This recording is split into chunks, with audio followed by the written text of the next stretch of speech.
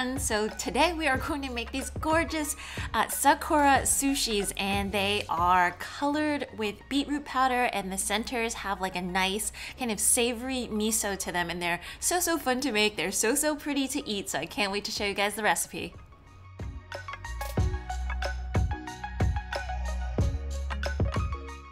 So I started off by cooking 1 cup of sushi rice with 1 cup of water because it doesn't require too much.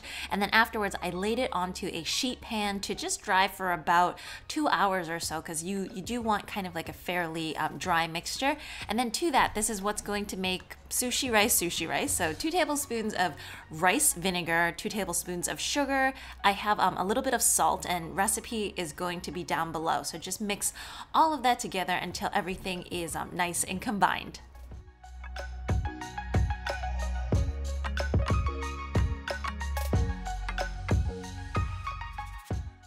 Afterwards, I'm going to split the rice mixture into 2, and with 1/2, I'm going to take roughly 1/4 teaspoon of beetroot powder. You kind of have to try it and see how intense you want the flavor, but a little bit definitely goes a long way.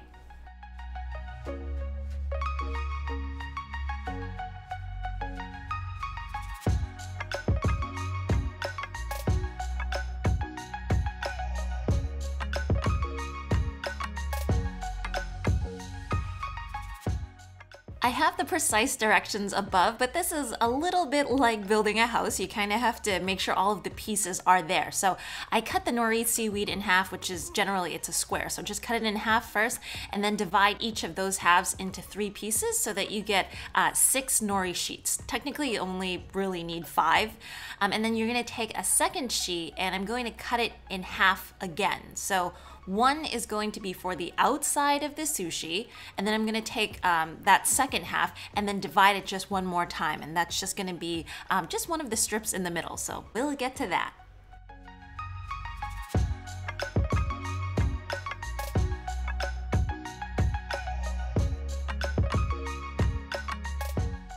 So I basically want to take the width of that nori seaweed, and I want to cut out strips of cucumber from it. So you want these strips to be actually fairly small. I'd say no more than 1/4 of an inch. And I'm just taking the outside skins because that's the part with the most color.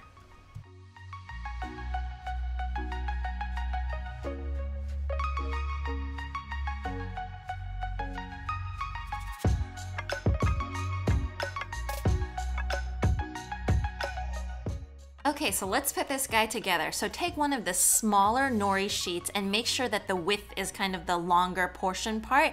And you're basically gonna put in right around like a tablespoon or so of rice, and then roll it up into a cigarette.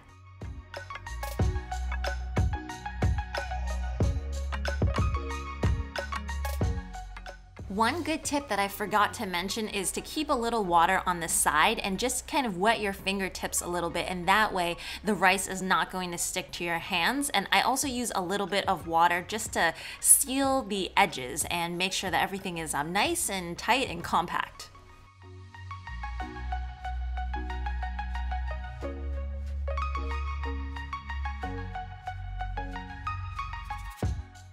I should have had you all do this part at the beginning, but take out around 2 tablespoons of white miso paste. And I also have a little bit of rice flour so that it's not gonna be as sticky. And just roll this out into a log because it will be the center of the flour.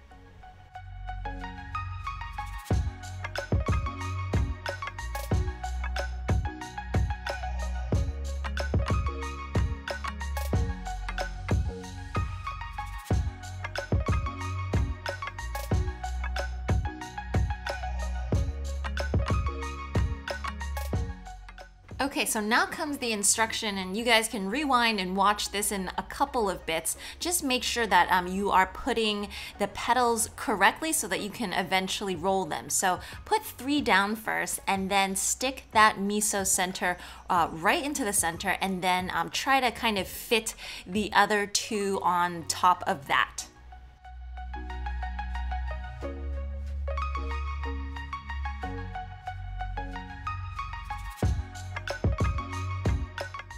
Now this is not the final roll. I'm just trying to kind of gently squish it so that everything is going to stick together before I work on the next layers. So that's basically going to be 5 of these little sticks of cucumber that we cut earlier. So just put each of those in between each of the petals. And this can get kind of tricky, like it may fall out. So use that mat to help you roll it around.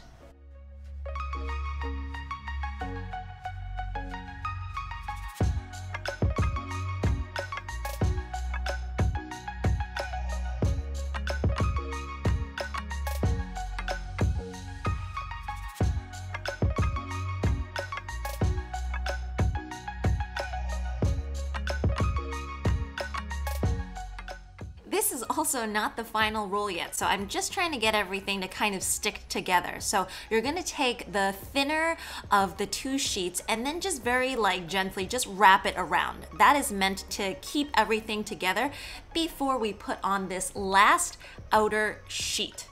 So I want to emphasize that you just really want to put about 2 tablespoons of rice in this. Don't make it too thick at all. Otherwise, you're not going to be able to roll it around the entire roll. And then make sure you have pretty wet fingers and just kind of press it down, spread out the rice so that you get something nice and even.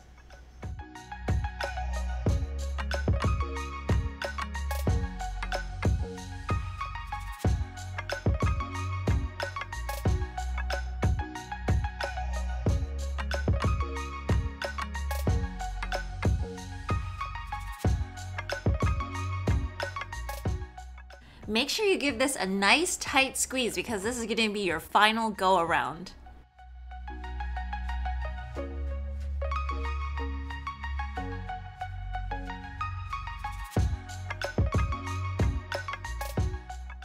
So you just want to do some final adjustments before you cut into it, and that includes pressing in from the sides because this needs to be compact for it to cut well.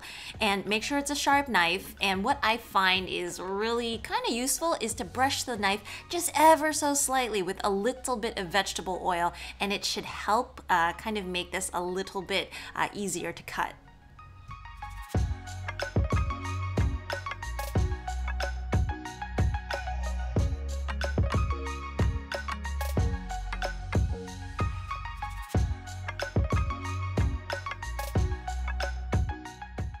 So kind of nice long strokes like that, and then afterwards you want to zhuzh it up a little bit because it's been kind of pressed down. So turn it kind of back into a circle, adjust everything, and then you end up with the prettiest flowers. They are, honestly, they are too pretty to eat, so eat them slowly, I guess.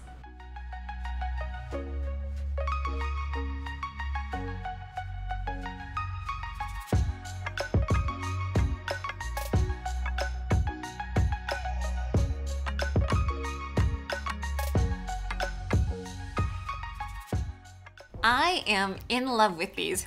Who wouldn't want to eat these during this springtime? Now, if the miso is a little bit too intense for you, which some people it might, just kind of grind up some beans, some garbanzo beans. You could probably do it with hummus as well, and that's going to be really good.